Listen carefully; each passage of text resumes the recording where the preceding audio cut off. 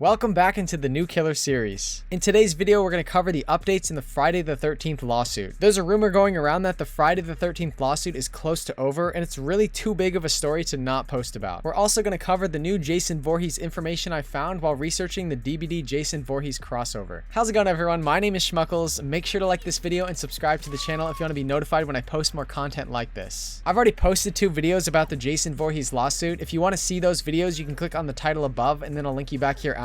I'm not going to repeat any information in this video. Big shout out to EC for bringing this information to my attention on Twitter. We'll go over all the facts and then I'll let you be the judge of this info for yourself. Now, officially, there hasn't been any updates in court for the Friday the 13th lawsuit. Larry Zerner, a reliable entertainment lawyer, posted a quick update on the Horror Inc. versus Miller on May the 13th this year. He said there's nothing to update. The last entry in the docket was almost a year ago on May 15th, 2020. Sean S. Cunningham and Victor Miller haven't reached a verdict in court. However, there has been an unofficial statement from Corey Feldman. Corey Feldman played Tommy Jarvis in Friday the 13th, the final chapter in 1984. He was in an interview with MovieWeb and he said this. Well, I think if we do any reboots, the reboot, my friend, should be the Tommy versus Jason reboot. And interesting enough, some guy came up to me at a party, this is true, 2 weeks ago, and said he has resolved the rights issues. He's a lawyer and he's resolved the rights issues around Friday the 13th, and that things are working out, and now they'll finally be able to start making Friday the 13th movies again.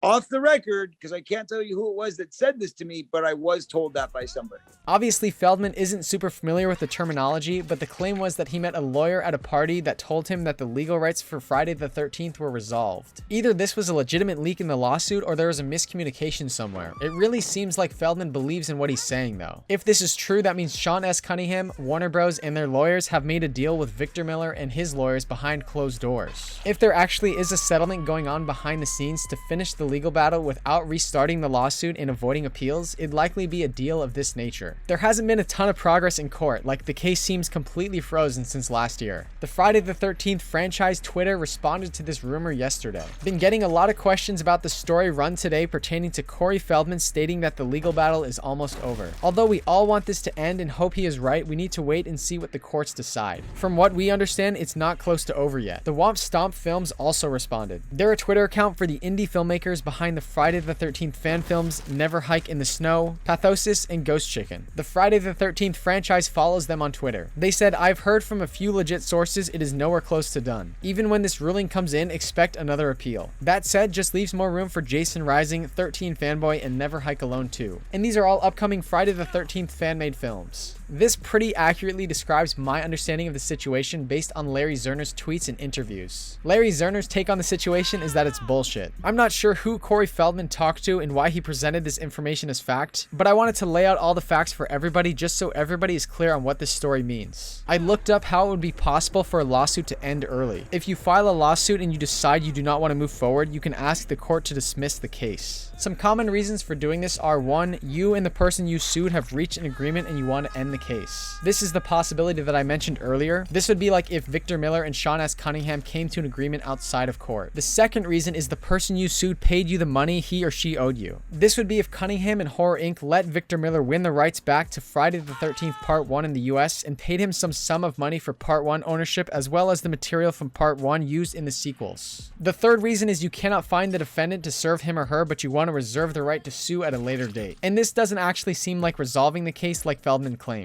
The fourth reason is you no longer want to pursue the case because you've changed your mind. It seems unlikely that either party is going to back down from this. If you decide you want to ask to dismiss the case, you need to decide whether you want the court to dismiss it with prejudice or without prejudice. With prejudice means it can't be refiled. Without prejudice means it can be refiled. These are all the facts about this rumor and the possibilities if this rumor is true. We'll definitely follow this story very closely. Make sure to like this video and subscribe to the channel if you want to be notified as this story unfolds. Next, I want to go over some reasons why Jason Voorhees will almost certainly come into DBD once the lawsuit is over. Reason number 1 is Sean S. Cunningham and Warner Bros. Will likely agree to license Jason. There's evidence for Warner Bros. And Cunningham being all for Jason in video games based on the build-up for the Friday the 13th game. According to this article I found, Sean Cunningham provided the license to Gun Media free of charge. Gun Media had developed a wannabe Jason copycat game. They started a campaign to raise the money to fund the game with a goal of $700,000. And the word of the Friday the 13th 13th, the game was trending second on Twitter ahead of the Democratic presidential debate that took place the previous night on October 12th, 2015. The team was already building the game called Slasher Volume 1 Summer Camp when it was approached by Cunningham.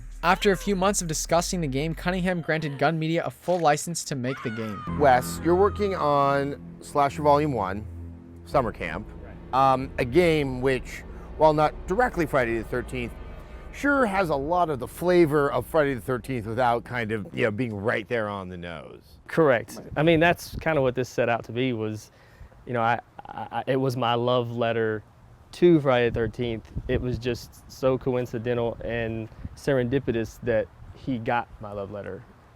Yeah, and Sean, I mean, you have that license that could allow this to become Friday the 13th. Yeah.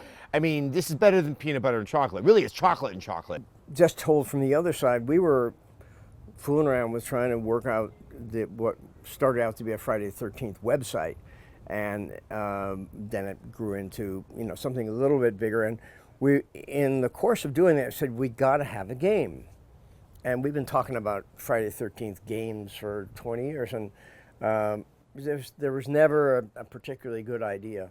And then one of our friends who runs a gaming magazine and knows a lot of people, said, "Well, I'd like to look into that, but what we'd really like to have is a game where you are, you could be Jason or you could be the camper." And then he told me the specs in game talk, and I said, "All right, no idea what you're talking about."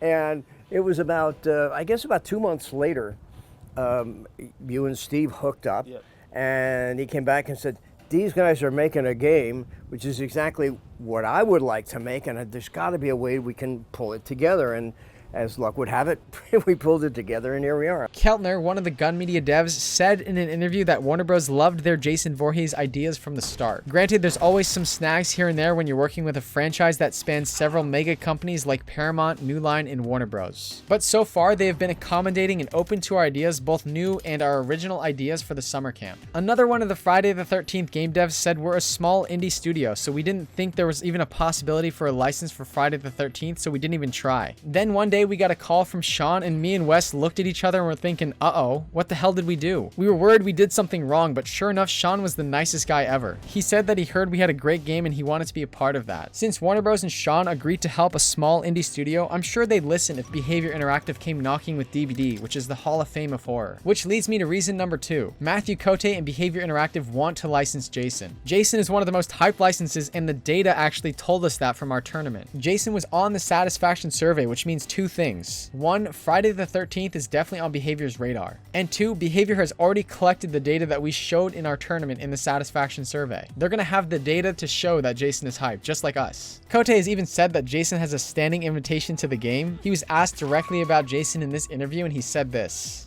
Dead by Daylight has now become the Hall of Fame of horror. And these legends that we're talking about 1 or 2 that are legendary and that have not yet set foot in the world of Dead by Daylight. I'll just say that they have a standing invitation, and as soon as they're ready, they'll have their room in the back already, and we're ready to welcome them. Reason number 3 is Victor Miller would likely agree to license Jason. After the lawsuit, Victor Miller will likely own part of the Friday the 13th franchise. Victor Miller is actually following Dead by Daylight on Twitter, which was brought to my attention by Halo while I was live streaming on Twitch. So big thanks to Halo for telling me that. And interestingly, ever since Halo told me about this about a month ago, Victor Miller has unfollowed Dead by Daylight on Twitter. It might be because I actually messaged him about this. I messaged Victor Miller and asked if he'd be open to licensing Jason into DBD. He said, "I can't make any statements until the court hands down a decree." But again, he was following Dead by Daylight on Twitter about a month ago. It seems like all parties are willing, and it's just a matter of wrapping up the lawsuit before the Jason Voorhees speculations begin. I'll definitely post more videos about Jason once the lawsuit conclusion is reached. Make sure to like this video and subscribe to the channel if you want to be notified when I post those videos. Thank you so much for watching this video. I'll see you in the next one.